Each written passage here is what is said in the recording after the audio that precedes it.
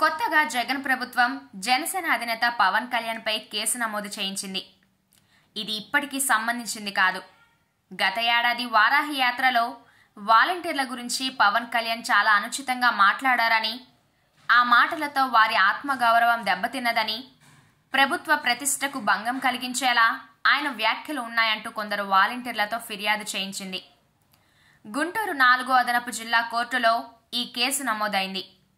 విచారణకు స్వీకరించిన న్యాయస్థానం పవన్ పై సెక్షన్ 499, 500 కింద క్రిమినల్ కేసు నమోదు చేసింది.